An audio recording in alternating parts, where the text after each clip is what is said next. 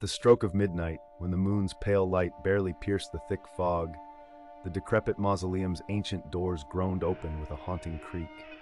Inside, porcelain figures, delicate yet cracked, stirred from their eerie slumber and came to life.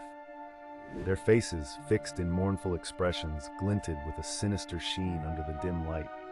Each doll clutched a wilting crimson rose, its petals dropping like silent tears onto the cold, dust-covered marble floor. As an unseen, ghostly melody drifted through the stale air, the dolls began their dance, a slow, unnerving procession circling a shattered altar strewn with withered flowers. Their footsteps echoed in unnatural unison, chains rattling softly with every deliberate movement. Glowing eyes flickered with a hunger that belied their fragile, porcelain forms. The dolls' ritual was both mesmerizing and horrifying, as if compelled by a dark force that defied death itself. Those who dared watch from the shadows felt an icy grip tighten around their hearts, a creeping dread that rooted them in place.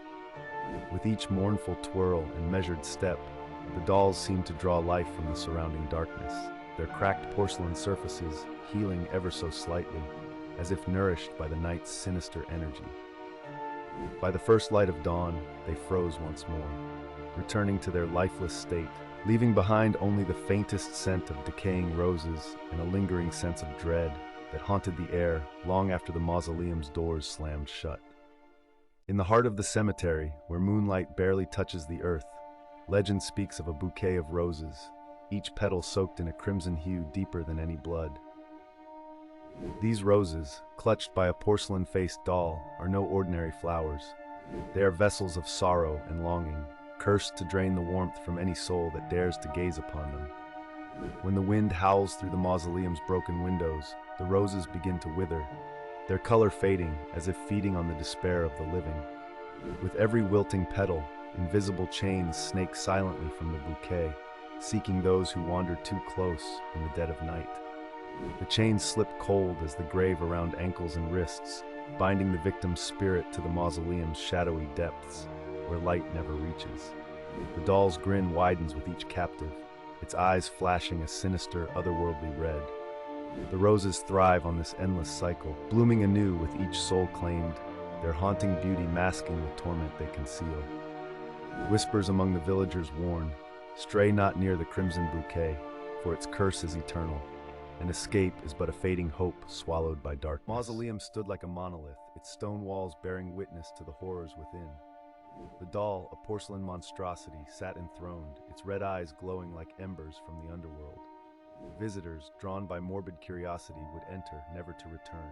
One by one, they fell under the doll's spell. A young couple, hand in hand, stumbled upon the mausoleum. The doll's chains rattled, and the woman screamed as her partner was dragged into darkness.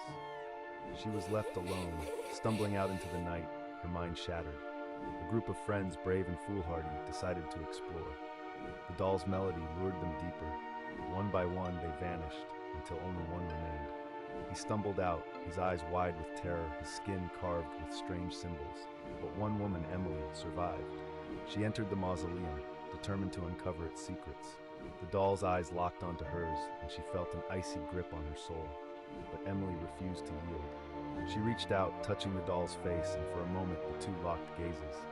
In that instant, Emily saw the doll's past, the child it once belonged to, the death, the darkness.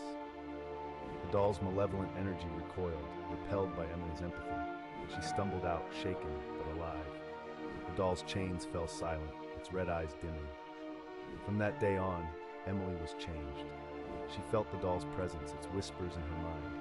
She knew she'd never be free from its grasp. The mausoleum stood, waiting for its next victim, the doll's red eyes glowing, patiently anticipating its next plaything.